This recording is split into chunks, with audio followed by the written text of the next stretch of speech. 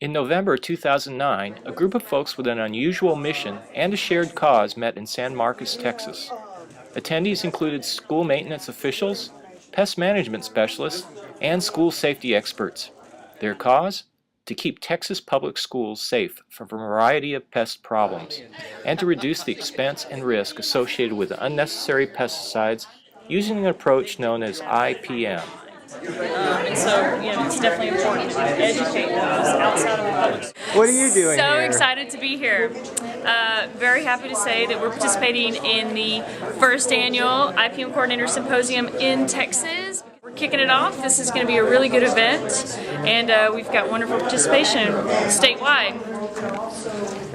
Very pleased with the turnout that we're getting on this. So far surpasses what we were looking at to start with. In fact, the meeting brought out 218 attendees, in addition to 8 volunteers, 10 speakers, and 12 Texas Department of Agriculture officials. Attendees represented 115 school districts in Texas, over 10% of the state's 1,030 districts. Expect to meet different people from different districts, maybe share some ideas, what we're doing in our area, and find out what they're doing in their area. Here, it's a pleasure to be at the first Texas School IPM conference. This is a tremendous crowd that we have here. Texas, of course, is a leader in the school IPM movement, almost 20 years now, so Texas is really teaching others. But most participants simply came to learn from speakers and from each other. In addition to hearing from Gene Harrington about what was going on with pest management and pesticide regulations in other states, the group was treated to talks and walks with nationally recognized rodent control expert Bobby Corrigan, as well as other local speakers. And this is one of the most sought-after voices in all of the world of nature.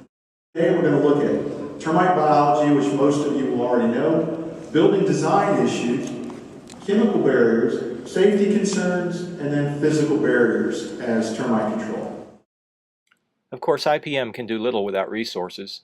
One of the highlights of the meeting was the opportunity for participants to interact with over 20 vendors and government official booths.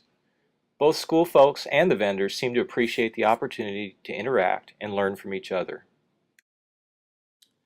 It wasn't just classroom learning either. A field trip to nearby San Marcos High School revealed bats roosting in the roof, as well as some unwelcome visitors to the school cafeteria dumpster.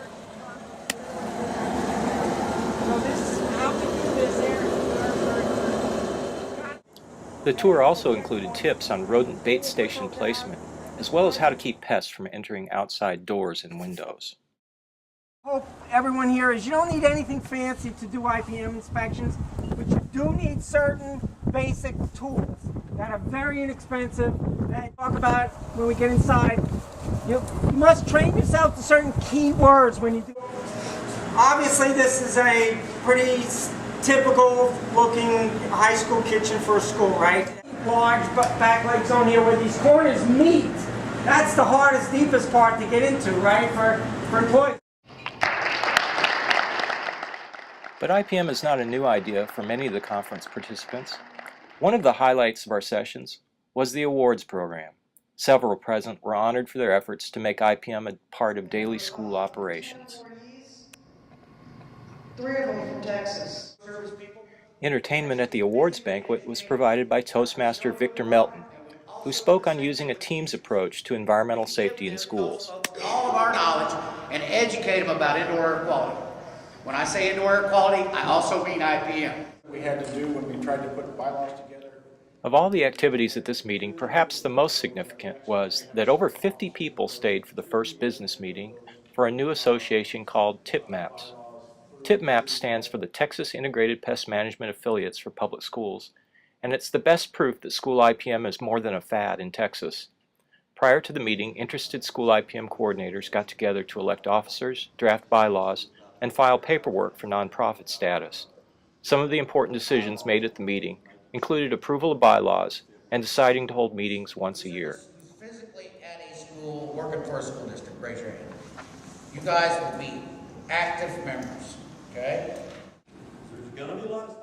For more information about Tipmaps, contact President Tom Ohm or Janet Hurley with Texas AgriLife Extension. This video is a production of Texas AgriLife Extension Service. Thank you.